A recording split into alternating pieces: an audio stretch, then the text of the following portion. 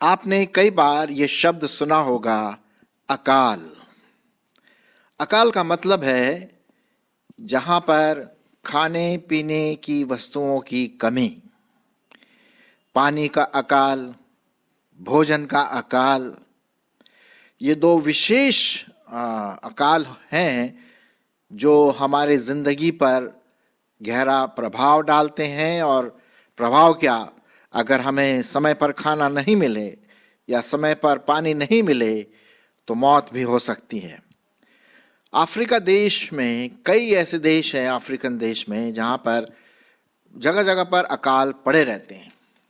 कहीं पानी नहीं है तो कहीं खाना नहीं है। और ऐसे और भी देश, छोटे मोटे बड़े देश हैं जहाँ पर खाने पीने की वस्तुओं की कमी हो जाती है, लोग परेशान हो जाते हैं। मुझे याद है जब मैं छोटा था तो एक समय जब ट्रैवल कर रहा था, मुझे बहुत ज़ोर से प्यास लगी। इतनी ज़ोर से प्यास लगी कि जहाँ मैं कुआं देखता था ट्रेन में बैठ कर के, तो मुझे लगता था काश मैं उस कुएं में कूद जाता और पानी पी लेता। इतना भयंकर, और आसपास कोई पानी नहीं था, इतनी भयंकर प्यास थी। खैर वो अकाल तो नहीं था, लेकिन मैं आपको ये बताना मांग रहा हूँ कि किस प्रकार से प्यास से हो कर के आदमी परेशान हो जाता है। भूख से लोग तड़प तड़प के मर जाते हैं। और आप ज़रूर जानते हैं उसके बारे में कि जब भी अकाल पड़ता है तो एक बड़ी दुख वाली बात सब जगह होती है और लोग राशन में खाना लेते हैं लाइन में खड़े होकर के। अकाल, जी हाँ, और अंतिम दिनों में तो ऐसा होगा ही। प्रभु परमेश्वर ने ऐसी भविष्यवाणियाँ किया कि अंत के दिनों में जब प्रभु यीशु मसीह के आने से पहले ये बातें होंगी, अकाल पड़ेगा, भूमि ढोल होगा और लोग मारे मारे फिरेंगे एक जगह से दूसरे जगह। तो ये तो एक खाने पीने का जो अकाल होता है, भोजन का अकाल, पानी का अकाल। कई ऐसे जगह है जहाँ पर धरती बिल्कुल फट सी गई है, वहाँ पर पानी है ही नहीं और बहुत मुश्किल से वहाँ पानी मिलता है या खाना मिलेगा। खैर ये बात तो हुई खाने पीने की अकाल की, है ना। लेकिन मेरा इन सब बातों को शेयर करने का, आपको बताने का एक ही कारण है, वो है एक और अकाल है जो बिल्कुल डिफरेंट है, अलग है, अलग प्रकार का अकाल है। और वो अकाल है परमेश्वर के वचन का। चौंकिए नहीं, ये सही बात है। आज हमारे चारों तरफ, विशेष करके इन कोरोना के समय में, जगह जगह आप सुन रहे होंगे, यूट्यूब में, फेसबुक में और अलग अलग मीडिया में, व्हाट्सएप में, परमेश्वर का वचन लोग अपने अलग अलग जगहों से, मैं भी कई बार अलग अलग मीडिया के द्वारा परमेश्वर का वचन देता रहा हूँ। इन दिनों में विशेष करके भरमार है, भरमार है। आप फेसबुक में चले जाइए, वहां परमेश्वर का वचन, आराधना, स्तुति, महिमा, वचन, प्रीचिंग, टीचिंग बहुत जबरदस्त चल रहा है। और बड़ी खुशी की बात है कि आज पर्याप्त मात्रा में हमारे पास आत्मिक भोजन है। शारीरिक भोजन तो शारीरिक जीवन के लिए होता है, ठीक है, लेकिन जो आत्मिक भोजन है वो आत्मा के लिए, आत्मिक बातों को पूरा करने के लिए, आत्मिक भूख प्यास को मिटाने के लिए होता है। लेकिन मेरे दोस्तों, मेरे भाई बहनों, एक समय ऐसा आने वाला है जब परमेश्वर के वचन का अकाल बढ़ जाएगा। जी हाँ, और मैं अभी आपके लिए ही परमेश्वर का वचन पढ़ूंगा इसी से संबंधित, ताकि आप इसको ठीक तरह से समझें। एक समय आने वाला है जब लोग सुनना मांगेंगे परमेश्वर का वचन, लेकिन मिलेगा नहीं। आत्मिक भूख इतनी बढ़ जाएगी, आत्मिक भूख और प्यास इतनी बढ़ जाएगी कि लोग सुनना मांगेंगे, भाई वचन कहाँ है, बाइबल कहाँ है, परमेश्वर का वचन सुनाओ, लेकिन कोई वचन नहीं मिलेगा। हाँ, ये मैं नहीं कह रहा हूं, ये परमेश्वर के वचन में एक भविष्यवाणी के रूप में लिखा गया है। अब मैं थोड़ा सा एक और एग्जाम्पल आपको मैं देना मांगता हूं। जो पुराने नियम की आखिरी किताब है मलाकी, और नए नियम का जो पहली किताब है मत्ती, उन दोनों के बीच में 400 साल का अंतर था। और ऐसा बताया गया कि इन 400 साल में कोई भविष्यद्वक्ता नहीं आया। एक प्रकार से अकाल सा पड़ गया वचन का 400 साल तक। फिर उसके बाद प्रभु यीशु मसीह वचन के रूप में देहधारी हुआ और हमारे बीच में वे रहे। क्या, लेकिन जो बात मैं आपको बताना मांगता हूं वो ये है कि ये आत्मिक अकाल, आत्मिक जो भोजन है उसका अकाल पड़ने वाला है और लोग सुनने के लिए तरसेंगे। आज तो आप कोई भी मीडिया खोल लीजिए, फेसबुक हो, यूट्यूब हो, व्हाट्सएप हो, आपको कहीं ना कहीं वचन मिल जाएगा, ठीक है। लेकिन एक समय ऐसा आने वाला है जब ये वचन मिलेगा ही नहीं। आज तो भरमार के रूप में पाया जाता है, लेकिन ऐसा समय आएगा जब वचन का अकाल पड़ेगा। मैं आपके लिए पढ़ूंगा आमोस की किताब, आमोस और उसका 8वां अध्याय। आमोस उसका 8वां अध्याय 11 और 12 पद। सुनिए परमेश्वर का वचन क्या कहता है। परमेश्वर यहोवा की यह वाणी है, देखो ऐसे दिन आने वाले हैं या आते हैं जब मैं इस देश में महंगाई करूंगा, उसमें ना तो अन्न की भूख और ना पानी की प्यास होगी, परंतु यहोवा के वचनों के सुनने की ही भूख और प्यास होगी। सुना आपने? ये मैं नहीं पढ़ रहा हूं, मतलब मैं अपनी तरफ से नहीं बोल रहा हूं, ये परमेश्वर का वचन है। उसमें ना तो अन्न की भूख और ना पानी की प्यास होगी। तो फिर किसकी भूख होगी, किसकी प्यास होगी? यहोवा के वचनों के सुनने की ही भूख और प्यास होगी।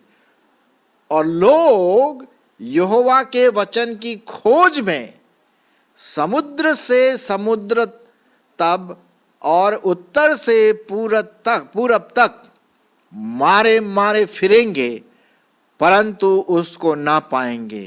ये बहुत ही भयानक और बहुत ही गंभीर बात यहां पर आमोस अपनी भविष्यवाणी में लिख रहा है। और लोग यहोवा के वचन की खोज में समुद्र से समुद्र तक और उत्तर से पूरब तक मारे मारे फिरेंगे, परंतु उसको ना पाएंगे। उस समय सुंदर कुमारियां और जवान पुरुष दोनों प्यास के मारे मुरझा खाएंगे।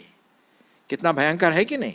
बहुत गंभीर बात है और खतरे वाली बात है कि परमेश्वर का वचन मिलेगा ही नहीं, मिलेगा नहीं। आज हमारे पास वचन इतनी जोरदार से जबरदस्त भरमार के रूप में बाइबल के रूप में है, MP3 के फॉर्मेट में आपको सुनने को मिलेगा।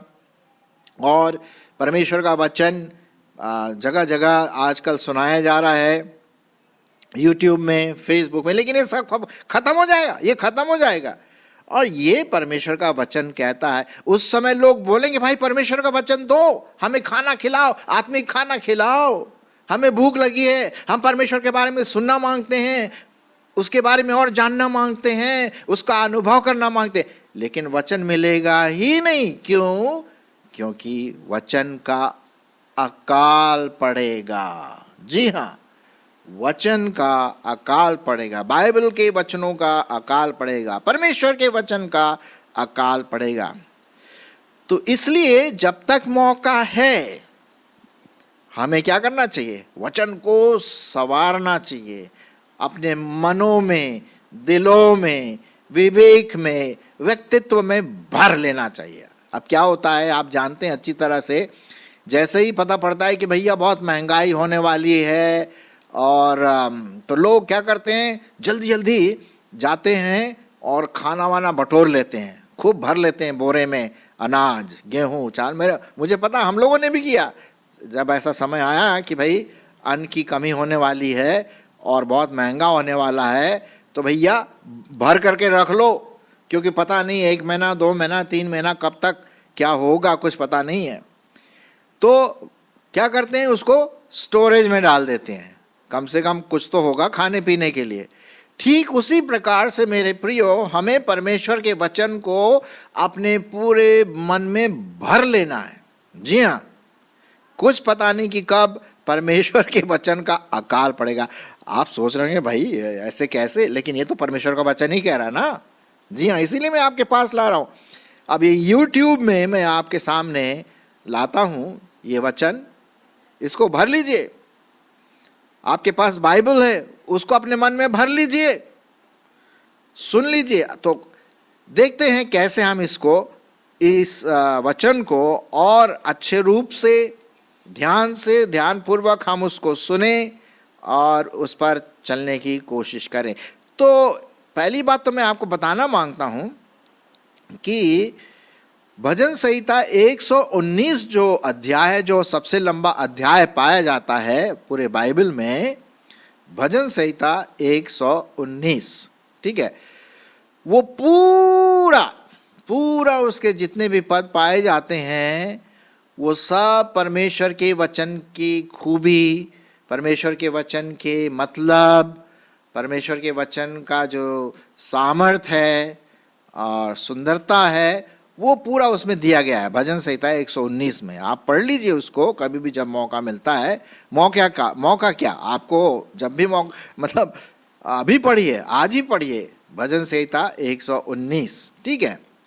लेकिन कुछ विशेष बातों पर आपको ध्यान देना है, मुझे भी ध्यान देना। पहला तो एक बात मैं आपको बताना मांगता हूँ, कैसे हम परमेश्वर के वचन को अपने मन में स्टोर करके रखें, भर के रखें। भजन संहिता इसके लिए बहुत अच्छा एक भाग बताया जाता है। भजन संहिता 1, मैंने कई बार भजन संहिता 1 से परमेश्वर का वचन दिया, फिर से मैं आज दूंगा।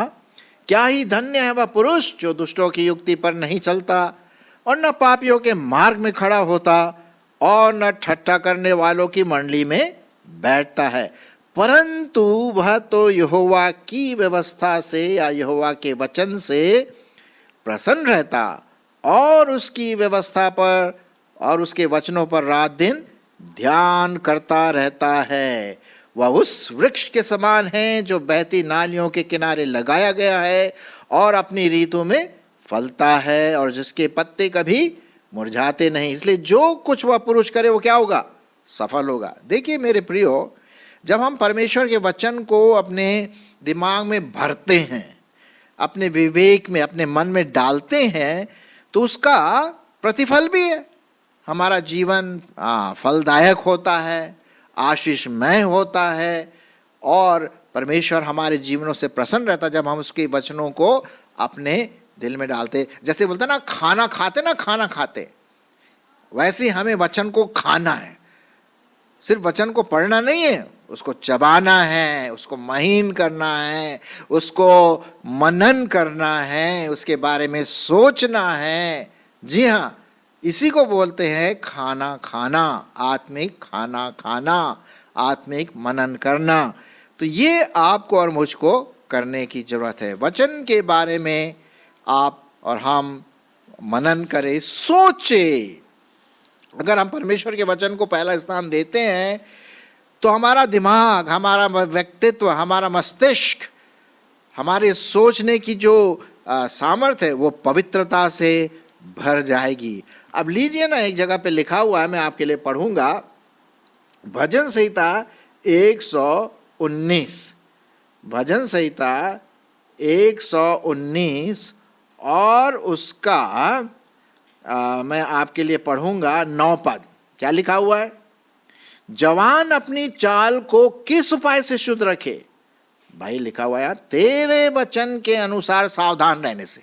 ठीक है कि नहीं? तो ये वचन को अपने मन में भर लेना। कुछ पता नहीं कल बाइबल हो ना हो सकता है लोग आकर के हमारे बाइबल, जितने बाइबल हमारे घर में सबको ले जाएं, जला दें, हो सकता है, हमें नहीं पता। अरे कम से कम मन में तो है। 11वां पद में और क्या लिखा है? मैंने तेरे वचन को अपने हृदय में रख छोड़ा है कि तेरे विरुद्ध पाप न करूं। तो ये हम देखते हैं मेरे प्रियो, परमेश्वर के वचन को हम मन में भर ले, मनन कर लें, उसको खाएं, उसको चबाएं, उसके बारे में सोचें। यही तो बात है।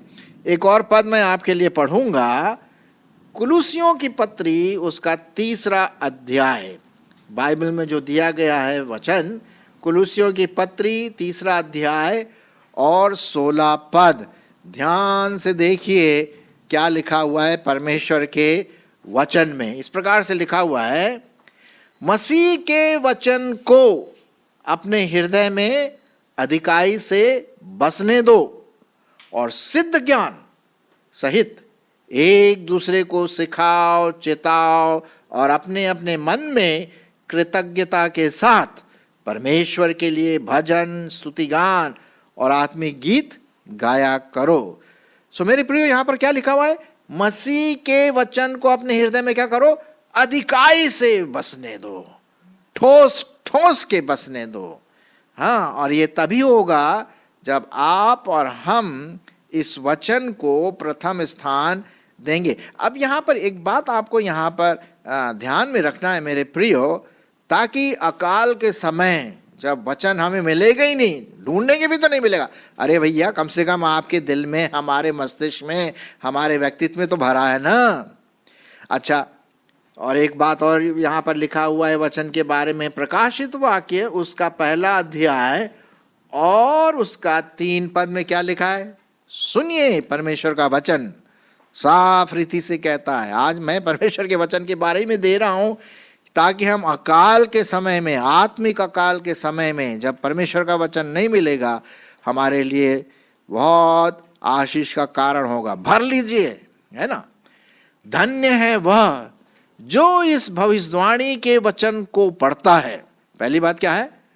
पढ़ता है। दूसरी बात, और जो सुनते हैं, जो परमेश्वर के वचन को कानों से सुनते हैं। और सिर्फ कान से सुनना नहीं है काफी, पढ़ना ही काफी नहीं है, अपने मन से भी सुनना है। मन से सुनने का मतलब उस पर ध्यान देना है, जिसको हम दूसरे शब्दों में कहते हैं मनन करना, अधिकाई से बसना, सोचना उसके बारे में, है ना। तो जो पढ़ता है और जो सुनता है और इसमें लिखी हुई बातों को क्या करता है? मानता है। तो पढ़ना, सुनना और चलना, वचन के अनुसार चलना। सो धन्य है वे जो इस वचन को पढ़ता है, जो सुनते हैं और इसकी लिखी हुई बातों को मानते हैं, क्योंकि समय निकट है। कहने का मतलब यह है कि अब वो समय आने वाला है। कब आएगा हमें नहीं पता, मुझे भी नहीं पता, लेकिन परमेश्वर जरूर जानता है। जब शायद परमेश्वर के वचन का अकाल पड़ जाए और लोग मांगेंगे, बोलेंगे भैया हमें वचन सुनाओ, तब कोई नहीं होगा वचन सुनाने वाला। अभी तो आपको ढेर सारे मिल जाएंगे इधर उधर।